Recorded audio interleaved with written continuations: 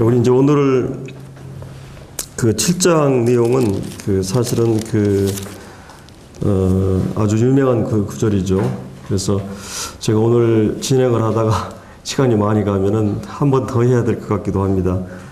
그래서 오늘은 우선 이제 1절부터 4절까지 내용을 가지고 이렇게 말씀을 함께 나누고자 합니다. 이제 우리가 신앙이라고 하는 것이 우리가 이제 주님을 향한 그런 믿음이 우리 안에서 이렇게 이제 싹이 트고 우리 안에 참 주님을 향한 그런 감격 또 그런 영적인 기쁨이 우리에게 있었죠. 주님에 대한 그런 순수한 그런 사랑, 그 주님을 향한 진실함과 깨끗함과 그런 그 순수함이 진실함이 우리 안에 있었는데 이제 그런 그 신앙의 그 순수함이 시간이 가면서 또 식어지기도 하고 또 이렇게 침체되기도 하고 이제 이런 거를 우리가 이제 경험하게 되죠. 그래서 우리가 이제 이스라엘 백성들도 보면 지금 하나님의 사무엘을 세우시기 전까지 영적으로 굉장히 이스라엘 민족이 암흑기였고 영적으로 굉장히 침체기였던 것을 볼 수가 있습니다. 물론 그들은 이제 외형적으로 별 문제가 없었어요. 정해진 시간이나 정해진 장소 또 정해진 어떤 말씀에 따라서 의식을 행하고 제사를 드리고 예배를 드리고 별 문제가 없는, 오늘날로 우리 얘기하면 이 교회의 예배 시간에 모든 일들이 진행되고 있었습니다. 그러나 이제 문제는 그들이 하나님 보셨을 때 영적으로 굉장히 지금 침체해 있었던 것을 이렇게 볼 수가 있습니다. 그래서 이제 주님께서 이런 내용을 통해서 우리에게 정말 우리에게 지금 뭔가 신앙적으로 이 주님의 말씀이 늘 내게 이렇게 달콤하게 들려오고 내가 마치 음식의 맛을 느끼듯이 말씀이 맛이 있고 또 이 내 영혼의 그 말씀으로 인해서 소생함이 있고 이 감동이 있고 그리고 이제 뭔가 이 교회를 나오고 싶어하고 또 성도들과 교제라든지 말씀에 대해서 또 주님 앞에 내 삶을 놓고 기도하는 또 영혼들에 대한 순수한 그런 사랑, 이런 우리가 처음 구원받았을 때 가졌던 그런 것들이 이제 뭔가 이렇게 많이 다운되어 있는 그래서 이제 이런 부분에 있어서 우리가 정말 이런 신앙의 회복이 필요한 이런 것들을 우리가 이제 느끼게 될 것입니다. 그럼 이제 이런 부분에 있어서 정말 주님을 우리가 마음으로부터 사랑하게 되고 주님에 대한 신실한 그런 신뢰나 신앙이 식어져 있다면은 우리가 이제 오늘 본문에서 우리가 어떻게 이런 것들을 회복할 수 있는가를 우리가 이 본문에서 찾아보고자 하는 것입니다. 이제 사무엘은 무엇보다도 이 본문을 통해서 이제 이스라엘 백성들의 회복을 촉구하는 이런 말씀을 이제 보게 되는데요. 가장 중요한 것은 신앙의 본질의 회복이죠. 본질적인 그런 회복, 그런 어떤 의식이나 외향의 회복이 아니고 그것들은 다 행하고 있었어요. 거기에 말씀이 있었고 기도가 있고 하나님의 이름이 있고 교회 성전이 있었고 다 이루어졌어요. 그러나 그들의 본질의 문제가 온 거죠. 그래서 이제 이런 사실은 우리가 이제 영혼이 없는 몸 중어같이 몸이라고 하는 것은 하나의 형식이라고 한다면 영혼을 담고 있는 그런 본질인 생명, 그 영혼 안에서 일어나고 있는 영적인 그런 하나님 말씀이 실제적으로 내게 들려오고 또 깨달아지고 감동이 되고 또 영 안에서 성령 안에서 우리가 기도하게 되고 그래서 우리가 하나님과 본질적인 부분에 있어서의 회복, 그럼 그런 부분이 본질이라고 했을 때 그게 뭐냐 했을 때 결국은 이제 하나님과의 관계, 아까 우리 이제 도영재님이 제가 참 좋아하는 시편인데 시편 15편과 24편은 하나님과 교제 문제를 다루고 있죠. 이 성도들이 하나님과 교제, 하나님의 장막에 오를 자, 또 하나님의 성산에 오를 자, 하나님의 여호와의 산에 오를 자 누군가, 그러면서 이제 다른 말로 이것은 하나님과의 교제의 조건을 얘기하는 거죠. 하나님과 실제적으로 동행하고 교제하는 사람들. 이건 신학적으로 얘기하면 요한일서 1장에 나오는 하나님과 교제에 대한 문제에 있어서 하나님과 교제하기 위해서는 어떤 것이 필요한가, 하나님이 어떤 분인 걸 알고 또 우리가 어떤 자인 걸 알고 또 하나님께서 무엇을 요구하고 있는가, 한마디로 그것은 빛 가운데 행하는 거죠. 그래서 이 하나님과 교제를 위해서는 빛 가운데 행하게 될 때 하나님 말씀 앞에 충실하고 양심이나 마음이 청결하고 정말 정직하고 진실하게 행하고 그리고 이제 이 거짓 맹세하지 않고 이런 그 삶이 정결함을 통해서 하나님 앞에 섰을 때 그때 이제 우리가 하나님 말씀이 우리에게 실제적으로 들려오죠. 그러니까 성경에 보면 기도가 막힌다, 또 말씀이 막힌다는 말이죠. 이 막힌다는 말이 있거든요. 근데 그 막히는 모든 말씀은 뭐냐면 결국은 하나님 앞에서 우리가 정직하게 행하지 않거나 빛 가운데 행하지 않기 때문에 모든 것이 막히거든요. 그래서 말씀이 들려오지 않고 깨달아지지 않고, 그러니까 뭔가 이제 우리의 본질의 회복은 이 하나님과 관계나 교제의 회복을 말하는 거죠. 하나님과 인격적인 관계, 교제가 회복되는 거고, 또 이 하나님과 함께하는 그 삶에서 실제적으로 이런, 우리가 이제 골로새서 1장에서도 봤습니다만은 이런 그 실제적인 주님과의 그 하나님 말씀으로 하나님으로 충만하게 채워지면서 주께 합당하게 행하는 삶을 통해서 우리가 실제적인 삶의 열매가 나타나고 하나님 안에서 성장하게 되고, 이런 그 주님과 이런 실제적인 이 본질적인 삶이 이루어지고 있는가, 이 성령 안에서 삶, 말씀 안에서 삶이 실제적으로 내 안에서 이루어지고 있는가, 뭔가 이렇게 이제 말씀의 맛을 잃어버렸다. 그리고 이제 이 성도들과 교제의 그 흥미를 상실해버렸다. 이런 모든 것들은 지금 뭔가 우리가 신앙적인 회복이 필요한 그런 단계라고 이제 볼 수가 있는 거죠. 우리가 이제 역사적으로 보면 구약의 많은 역사도 이제 그런 신뢰들이 많지만요. 특별히 주님 당시 때 유대교가 거의 이제 외형화되어 버렸죠. 말과 행실이 다르고 외식주의, 형식주의, 그다음에 이제 그들은 이 돈을 좋아하게 되고 외형을 중시하게 되고 의식을 중시하게 되고, 그러나 그들은 주님께서 오셨을 때 본질을 상실해버린, 이 백성이 입술로는 나를 존경하되 마음은 멀도다. 그리고 그들은 율법의 외형적인 것만 행하고 있었고 이 본질적인 것, 율법의 중요한 그런 정신이고 영이었던 진짜 마음으로 사랑하는 것이 아니라 살인하지 않으면 율법을 지키고 있다고 생각했고, 간음하지 않으면 율법을 지키고 있다고 생각했죠. 실제 그들의 마음은 마음은 간음하고 이 세상을 사랑하고 이래 했었는데, 그래서 이런 그 유대교도 그렇게 타락이 있었습니다. 주님이 오셨을 때 모든 겉으로 보기에는 다 행했어요. 하나님의 제사가 드려지고 모든 형식은 다 있었거든요. 그리고 우리가 잘 아는 이 천주교 역사도 그렇고, 그 다음에 개신교 역사도 보면 많은 개혁이 일어나면서 함께 이제 뭐 이 장로교나 이 감리교나 청교도라든지 이런 개혁이 일어났는데 출발은 다 좋았어요. 아주 순수하게.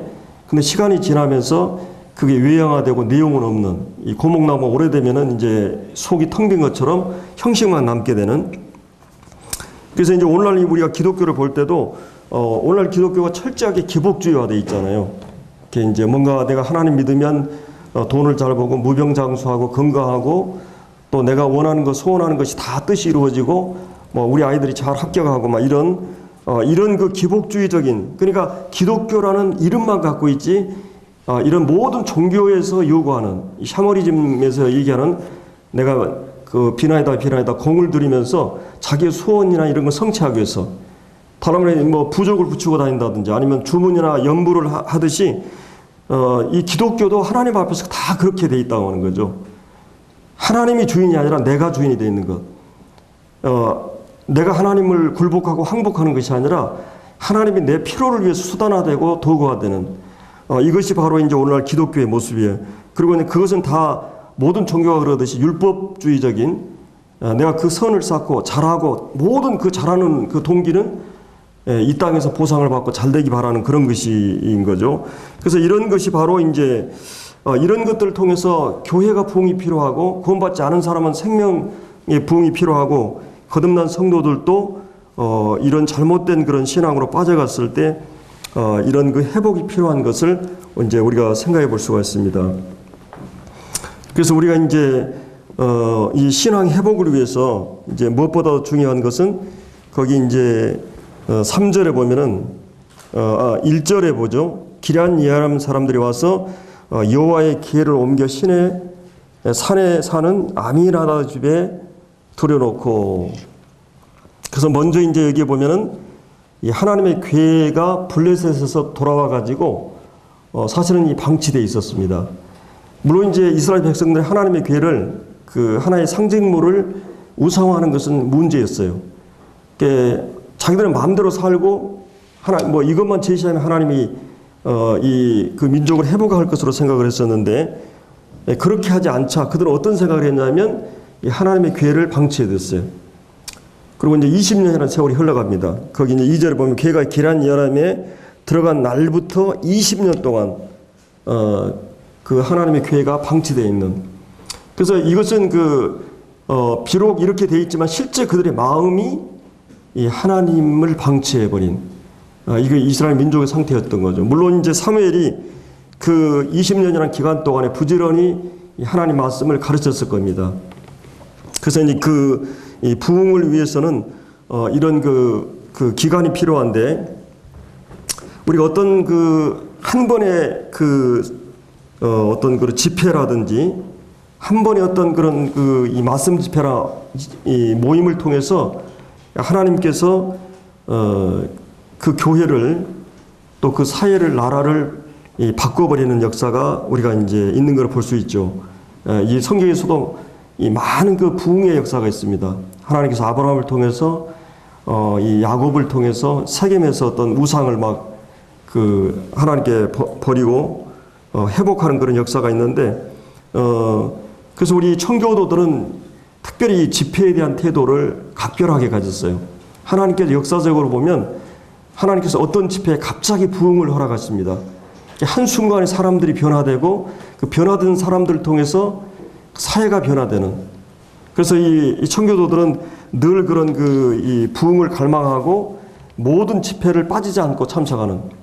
내가 그 집회에 죄되게 되면 하나님이 그 가운데 말씀하시는 걸 놓쳐버릴 수 있기 때문에, 그래서 모든 이 모임을 소중하게 여기고 이랬던 거로 볼 수가 있습니다. 그래서 우리가 오순절 주님이 성령 강림할 때 오순절 부흥이 일어나기 전에 그들은 10일 동안 간절히 그들은 그 부흥을 사모하고 기다렸습니다. 아버지께서 기다리라고 하는 말씀을 따라서 그들이 전혀 기도하기에 힘쓰고 이 성령이 오기를 갈망하는 것을 보게 되죠. 그래서 여기 이제 2절에 보면 이스라엘 온 족속이 여호와를 사모하니라. 그들이 세상적인 것으로부터 어떤 그런 그 만족을 추구해왔고, 성공이나 출세나 돈이나 어떤 지식이나 이런 것들로 영혼을 채우려고 했지만은 그것은 그들의 영혼을 만족시킬 수가 없었어요. 그리고 그것은 한순간의 쾌감이었지, 그것이 깊은 그런 공허나 그 회의나 이 고독이나 황폐함이 그 순간적인 만족을 통해서는 오지 않아요. 영적인 만족이라는 것은 고요하게 잔잔하게 계속되는 것인데, 그래서 그들은 이런 그 세상적인 것으로부터 이 만족을 얻을 수가 없었어요. 그렇기 때문에 이제 그들은 이 부흥을 사모하게 되고, 그리고 이제 외적으로는 블레셋에 의해서 침략을 당하고, 이 블레셋은 굉장히 호전적이고 이렇게 도전적이고 또 교활하고 악랄한 이런 이 민족이 블레셋이었습니다. 그래서 이 블레셋이 침략을 해가지고 그들이 가지고 있는 모든, 일본이 마치 우리 침략을 했을 때 곡물을 다 가져가 버리잖아요. 그리고 모든 제목들을, 나무들을 다 펴서 가져가게 되고, 여하튼 그 경제적으로나 그리고 이제 정치적으로나 인격적으로 엄청난 비참한 고독하고 그런 그 삶을 사는 것이 바로 그 외부의 어떤 침략에 의해서 블레셋에 의해서 그런 고통의 세월이 흘러가는데, 그런 세월들을 하는 동안에 사실은 그들은 가나안에 들어가가지고 뭘 합니까? 그들은 우상에 빠집니다. 근데 우상을 섬기면서도 하나님을 다 섬겨요. 하나님을 다 버려버린 게 아닙니다. 그들은 항상 하나님을 섬기면서 우상 섬겨요. 그래서 이제 이런 그 우상 숭배의 이 바알과 아스다론, 이 바알은 그 남신이었잖아요. 이 풍요를, 비를 상징했고, 여신은 다산을 상징했고, 그래서 그들은 이 봄이나 이 가을 축제 때, 결실을 맺을 때 그 축제가 끝나면은 그들은 이 바알신과 아스타롯이 어떤 이 성적인 그런 섹스를 한다고 그래가지고 거기에 참석했던 모든 그런 신도들이 실제 그런 호름 섹스에 들어가는. 그래서 이것이 어떻게 보면 이제 이스라엘 백성들이 영적으로 타락하니까 이방 신들에게 가서 그런 이렇게 도덕적인 타락한 생활을 하게 되고, 그런 생활에서 빠져나가지 못하는, 그래서 영적으로 완전히 부패하고 도덕적으로 타락한 모습이 바로 이제 이스라엘 민족이었어요. 그래서 사무엘이 여기서 이제 그들이 돌아오게 될 때 3절에 그런 말씀하죠. 이 바알과 아스타롯 우상을 버리라고 하는 그런 말을 하고 있는 걸 볼 수 있습니다. 그래서 이제 여기 이런 이제 영적인 회복을 위해서 이 중요한 조건이 무엇인가? 이게 이제 첫째로 여기서 생각해 볼 수 있는 것은 이 하나님의 임재를, 하나님 자신을 사모하는, 이것이 이제 가장 중요한 부분이죠. 여기 아까 2절에 나왔던 모든 부흥의 역사는 반드시 이런 과정이 있었어요. 그들이 살고 있는 그런 세상으로부터 오는 만족에 대한 회의를 느끼고 염증을 느끼고, 이것은 아니다. 그리고 그 마음에 깊은 그런 불안과 고독, 두려움, 채워지지 않는 그런 공허함, 그런 깊은 고독 속에서 그들은 하나님을 갈망하는 마음을 갖게 돼요. 이런 과정들이 있을 때, 내가 이것이 재미가 없구나. 이게 전부가 아니구나. 이것을 느끼게 될 때, 진정한 영적인 부흥을 이제 사모하게 되는 거죠. 그래서 여기 이제 여러분들이 주님을 섬겨 나가면서 이런 주님을 떠나는, 주님을 멀리함으로써 정말 세상도 죄도 낙이 있거든요. 그렇잖아요. 우리가 이제 예를 들어서 TV라든지 이런 거 보면 그거 재미가 있잖아요. 흥미가 있잖아요. 근데 왠지 딱 적당하게 보지 않고 길게 보면 어때요? 괜히 마음이 굉장히 괴로워요. 이제 적당히 봐야 되는데 그걸 넘어가면, 그러니까 이제 이런 마음들이 영적인 사람들에게는 있는 것입니다. 마땅히 우리가 살아야 될 삶을 소리하는 것 같기 때문에. 그래서 이것이 이제 한 사람에게 제한된 게 아니라 온 민족이 하나님을 사모하게 됩니다. 그들이 사모하게 된 중요한 동기는 이 언약궤를 중심으로 해서 이제 이 언약궤를 이 아미나답의 집에 옮겨놓게 되고, 그 다음에 또 이 제사장을 엘리야사를 세워서 적당한 그런 장소에 이 언약궤를 먼저 옮겨놓은 걸 볼 수 있죠. 그래서 그들은 이 광야 생활에서 어떻게 했습니까? 이 언약궤는 항상 이스라엘 진영들이 움직일 때 가장 앞서 움직였어요. 이것은 상징적인 의미가 있지만 실제 하나님이 구름 기둥, 불 기둥을 통해서 움직인 걸 볼 수 있죠. 이 교회도 마찬가지로 우리 개인의 삶도 하나님이 실제적으로 삶을 움직이고 인도하고 있는가? 하나님의 인도하심을 위해서는 하나님의 뜻을 기본적으로 채워야 됩니다. 하나님이 요구하신 뜻에 대해서 제가 5절까지 얘기했는데, 기본적인 그런 뜻에 대한 기본적인 태도가 있어야만이 성령이 우리를 인도하게 되죠.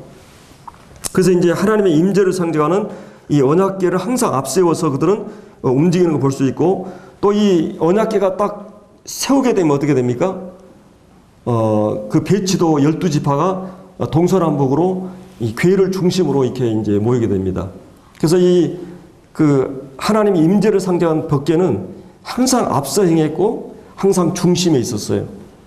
근데 사실은 이 이스라엘 백성들은 이 궤를 제쳐놓고 있었죠. 그리고 하나님을 제쳐놓고 자기 마음대로 우상을 섬기면서 살아갔던 것입니다. 그래서 내적인 공허함이 있었고 외적으로는 침략이 있었던 거예요. 그래서 우리가 이런 부분에 있어서 이제 이스라엘 백성들은 이제 그런 부흥을 위한 전조로서 이 하나님의 궤를 중심에 놓게 되고, 그다음에 그들의 마음이 하나님을 사모하는 마음을 갖게 되는 걸 볼 수 있어요. 그래서 우리가 이제 정말 이 법궤를 이 중심에 모신다고 하는 말은 하나님을 사모하는 것이죠. 여기 이제 이 2절에 나왔던 대로 온 족속이 여호와를 사모하니라. 이스라엘 백성들이 애굽에서 400년 동안 그들이 학대를 받고 그 고통과 노역이 있을 때 그들이 부르짖으면 하나님께 응하게 되죠. 그들이 하나님께 간절히 그 부르짖는 고통 소리가 하나님의 귀에 들리게 되는 거죠. 그래서 하나님이 이스라엘 민족을 구출할 계획을 세우시고 모세를 통해서 이렇게 인도하시는데, 그래서 우리가 이제 무엇을 사모하고 갈망하는가? 그래서 뭔가 우리 인생 속에 우리가 빼앗기고 잃어버린 것이 무엇인가? 우리가 처음 주님을 알게 되었을 때 그런 영적인 것들을 빼앗긴 것에 대해서, 그래서 우리 시편의 다윗 같은 경우도 하나님이 원하는 것은 그 제사가 아니다 그런 말하죠. 이런 형식적인 제사가 아니다. 하나님은 상한 심령이다 이런 말하고 있죠. 이 상한 심령, 이 깨어진 마음이라고, 깨어진 마음, 부서진 마음, 하나님 앞에서 정말 이 상하고 깨어진 그런 마음을 하나님은 원하신다. 그래서 이 부흥의 가장 중요한 전제 조건으로서 하나님의 임재에 대한 목마름, 갈망, 하나님의 임재를 사모하는, 하나님 자신을 구하는, 이것이 이제 그 백성들 가운데 있었던 걸 볼 수 있습니다. 그래서 여러분들 시편에 보면 다윗도 많은 세월 동안 이런 갈망을 말하는 걸 볼 수 있어요. 내 영혼이 주를 갈망하며 내 육체가 주를 앙모하나이다. 시편 63편에 또 하나님의 궁정을 사모하고 만군의 하나님이여 주의 장막이 어찌 그리 사랑스러운지요. 내 영혼이 여호와의 궁정을 사모하게 돼서 쇠약하게 되었다. 하나님의 궁전에서 몇 날이 이런 말씀이 쭉 시편 84편에도 나오죠. 사모하는 영혼을 만족해 하사, 그리고 이제 주님도 의에 주르고 목마른 자가 배부를 것이다. 그래서 이런 주님의 그 의에 대한 갈망, 그리고 주님 자신에 대한 그런 이 앙모하는 마음, 이것이 이제 이 시편 기자의 마음에 있었던 걸 볼 수 있습니다. 그래서 우리가 이제 하나님의 궤에 하나님의 보호자, 하나님의 임재를 상징하는 이것을 이제 그들이 20년 동안 방치했다가 이제 그 백성들이 하나님의 임재를, 하나님 자신을, 하나님 말씀을 사모하는 마음으로 이제 이렇게 그 중심이 서서히 회복돼 가는 걸 볼 수가 있습니다. 그래서 이제 여기에 우리가 뭔가 이렇게 주님을 섬겨 나가면서 현실에 부딪히게 되고 어떤 문제 앞에 부딪히게 될 때 우리는 우리가 섬기는 거 하나님께 간절히 기도했을 때 다 응답하지 않잖아요.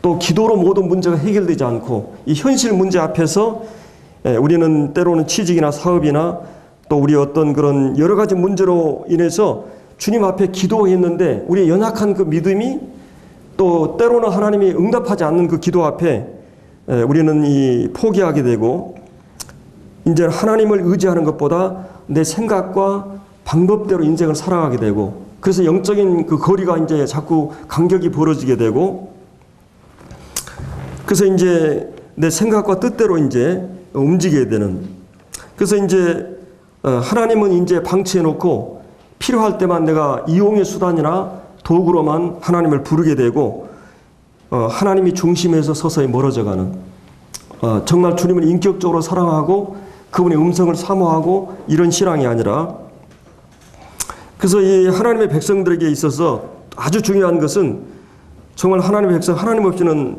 어떤 일도 되지 않는다고 하는, 주님을 떠나서는 아무것도 되지 않는다고 하는 이런 아무리 용을 써도 되지 않는다고 하는 이것을 삶에서 우리가 배우지 않으면 안 되는 것이죠.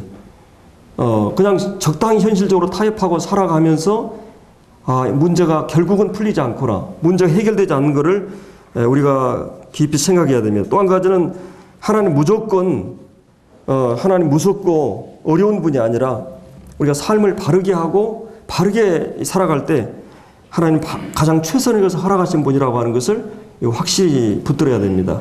이런 이 영적인 회복을 위해서 우리가 먼저 1, 2절에서 하나님을 중심에 가졌다고 하는 생각을 갖게 되죠. 그리고 이제 두 번째로 그들은 이 하나님께로 마음을 돌이키는, 이 3, 4절에 그런 말씀이 있죠. 이제 사무엘의 이제 설교가 나오죠. 사무엘이 이스라엘 온 족속에 말하여 이르되 만일 너희가 전심으로 여호와께 돌아오려거든 이게 이제 그 전심으로 하나님께 돌아오려거든. 여기 이제 중요한 그 말씀 있죠. 이방 신들과 아스다롯을 너희 중에서 제거하고 너희 마음을 여호와께로 향하여 그만을 섬기라. 그리하면 너희 블레셋 사람 손에서 건져내리시리라. 이에 이스라엘 자손이 바알들과 아스다롯을 제거하고 여호와만 섬기니라. 여기 중요한 단어가 만이라는 말이에요. 예, 여호와만 그만을 섬기라. 여호와만. 이것은 그 오직 한 분만에게 집중하는 거예요. 다른 모든 것은 그러니까 이제 예를 들어서 주님이 확실한 걸 좋아하세요. 주님이 우리의 마음 중심이 여러분이 사랑하게 되면 어때요? 마음이 한 사람에게만 향하게 됩니다. 이 혼합주의, 이 차든지 덥든지 하는 이런 것을 원치 않고 이것도 저것도 양다리 걸치는 하나님과 물질을 겸하여 섬길 수 없다 그랬어요. 돈을 사랑하는 것이 일만하게 뿌리라 그랬어요. 그 다음에 탐심은 우상 숭배라 그랬어요. 그래서 우리가 하나님을 사랑하고 하나님의 주인이고 하나님을 섬겨요.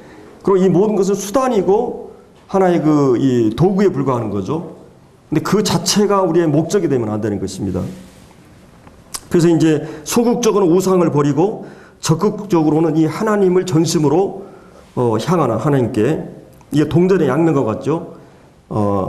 여러분들이 이런 애화가 생각이 나는데, 이 동가식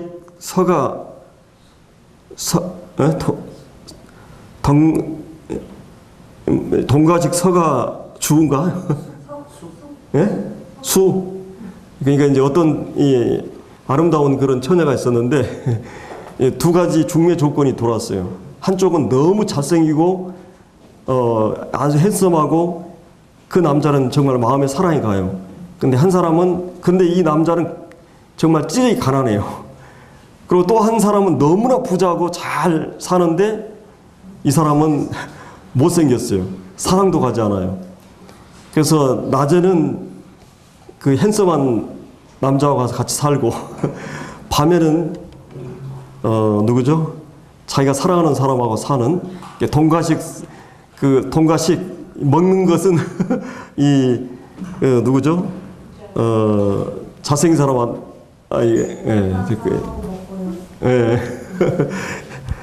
제 얘기 이해가 가죠. 예.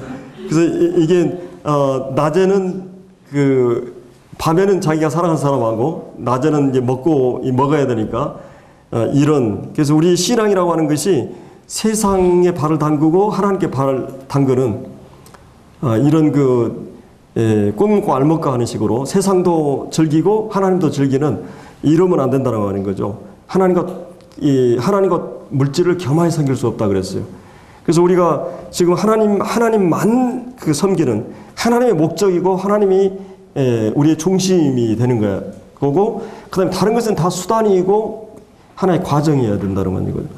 근데 이런 돈이 수단이 아니고 우리 중심의 주인이 될 때 일만하게 뿌리가 되는 것이, 돈 자체가 악이 아니라 돈을 사랑하는 것이 일만하게 모든 악의 뿌리예요. 왜냐하면 탐심이기 때문에 그게. 그래서 우리 하나님을 제쳐놓는 것이 우상이잖아요. 하나님보다 더 사랑하는 것이, 하나님을 향한 그 신앙의 모든 장애는 우상이 되는 것입니다. 그래서 우리가 이 바알과 아스도롯이 지금의 현대의 이 우상은 이 보이는 우상이 아닙니다. 내 자식이 될 수도 있고, 지식이 될 수도 있고, 돈이 될 수도 있고, 또 내 남편, 아내가 될 수도 있고, 내가 하는 성공이나 출세가 될 수가 있어요.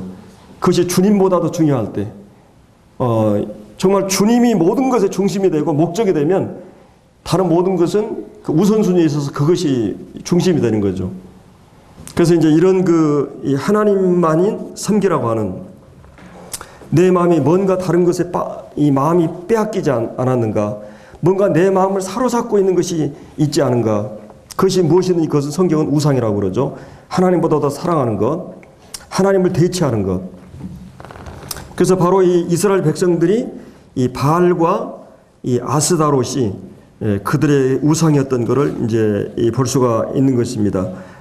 그래서 우리가 이제 정말 주님 앞에 진정한 회개가 무엇인가를 오늘 본문에서 말해주고 있는 거죠. 이 회개는 이 하나님께 돌아오는 것입니다. 하나님께 돌아오는 것, 하나님께 대한 이 돌아옴. 그래서 이제 여기에 그 하나님과 사람과의 관계가 정상화되는 것, 바로 이 하나님의 우주와 영혼의 주인이 되시고 하나님을 외면하고 거부하고 무시하는 그 죄로부터 돌이키는, 다른 모든 것이, 다른 신이 저버리고 오직 하나님께로 마음이 향하는, 하나님을 주인으로 모시고 하나님의 말씀과 명령을 따르고자 하는, 순종하겠다는 결단이 바로 회개인 것입니다. 그런 형식적으로 주여 하면서 또 주님의 이름으로 많은 걸 하지만 내가 항복되지 않는, 내가 부서지지 않는, 이것은 이 주님이 이 사울이 이 하나님 말씀을 거역했을 때 순종의 제사보다 낫다 그러면서 거역하는 것이 뭐라 그랬어요?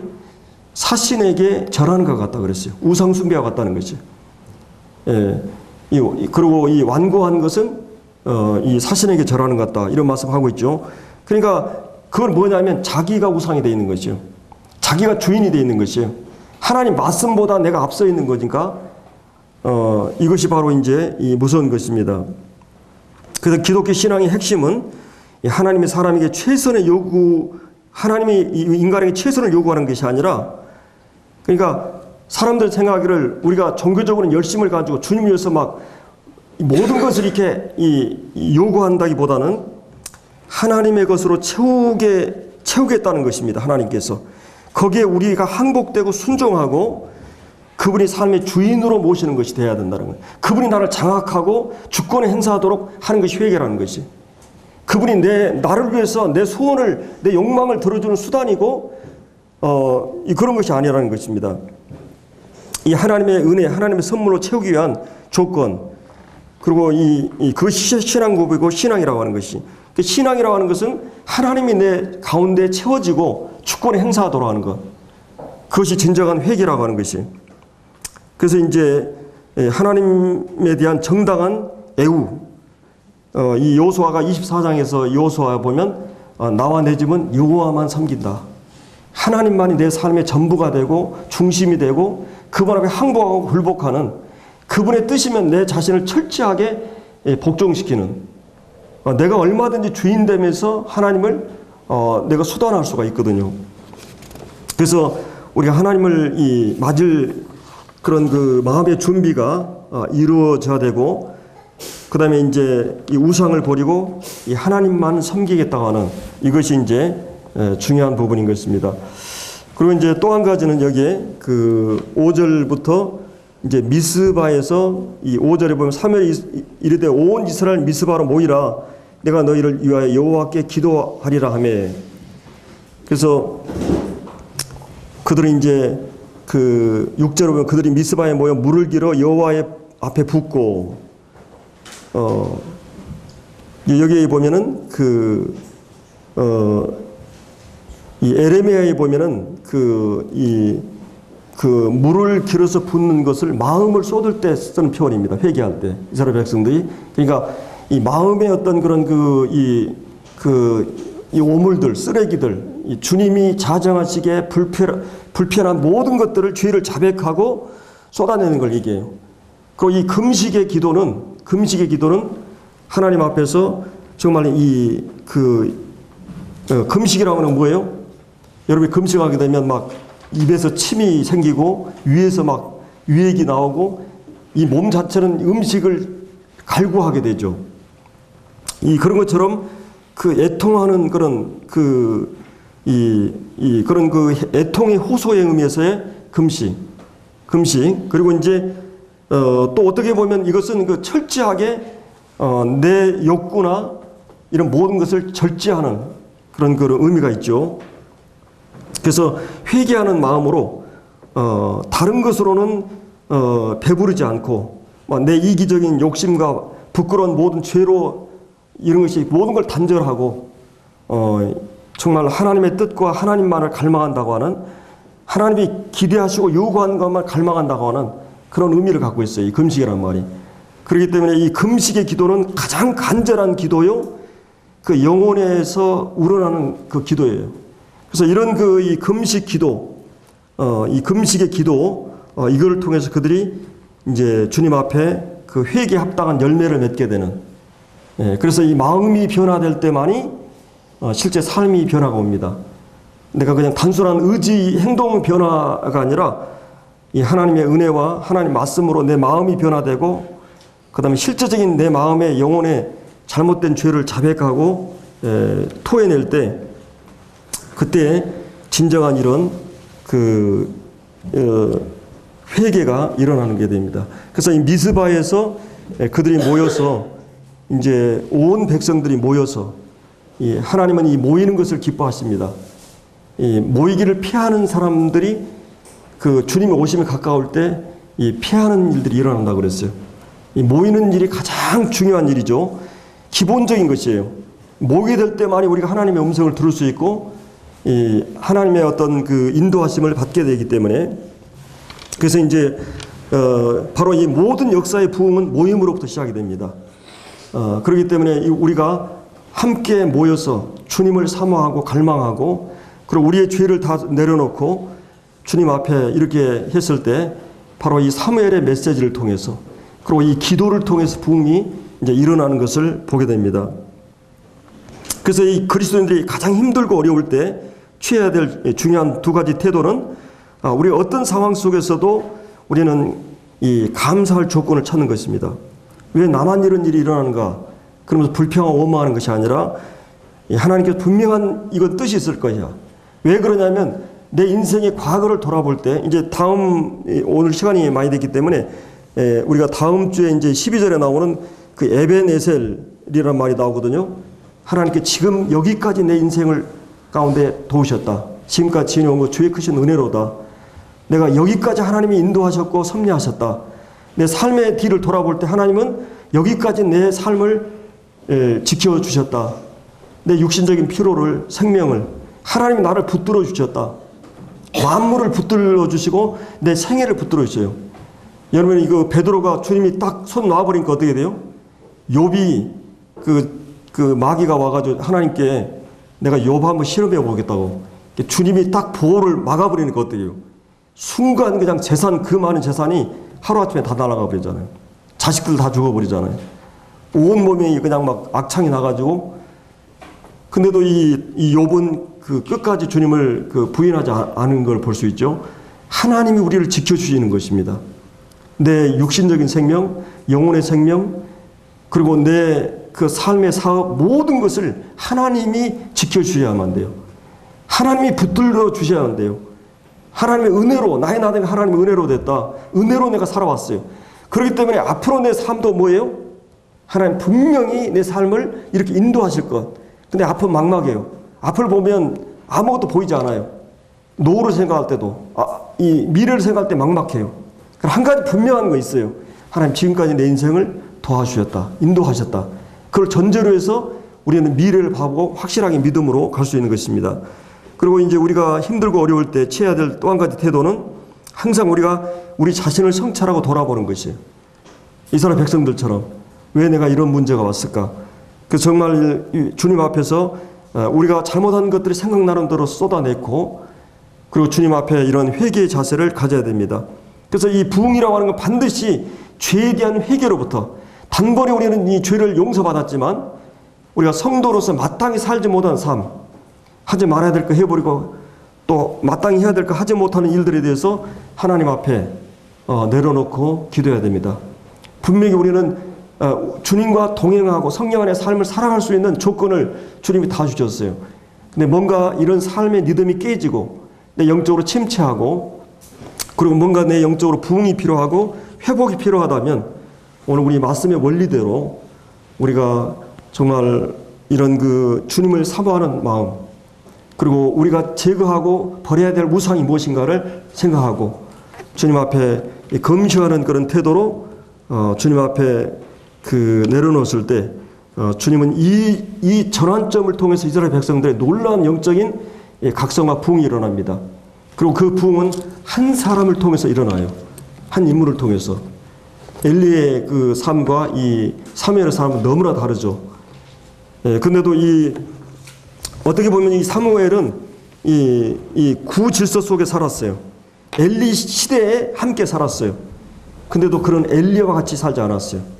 이 부흥의 본질은 항상 하나님의 임재를 회복하고 하나님께 돌아오고 하나님 말씀으로 돌아오고 하나님을 아는 것으로 돌아와요.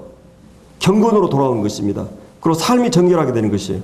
이런 회복을 이제 가져왔던 것을 볼 수 있습니다.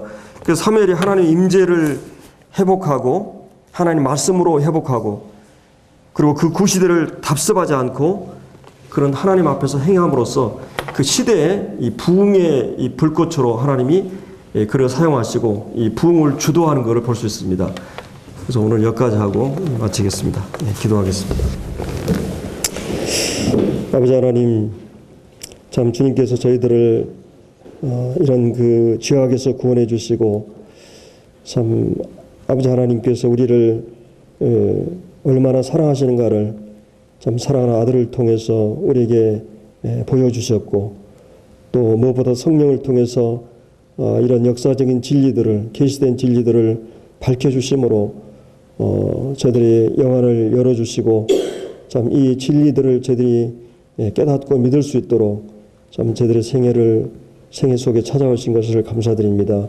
이제 주님과 더불어 저희들이 동행하는 이 하나님 말씀과 성령 안에서 동행하는 이 삶이 참 우리의 부주의와 또 우리가 너무 바쁘고 세상 일로 분주함으로 우리가 주님을 소리함으로 이런 그 주님과의 동행과 교제가 소홀히 하게 되므로 또 저희들이 자주 침체받고 또 세상의 소리에 민감하고 이런 저희들을 보게 됩니다.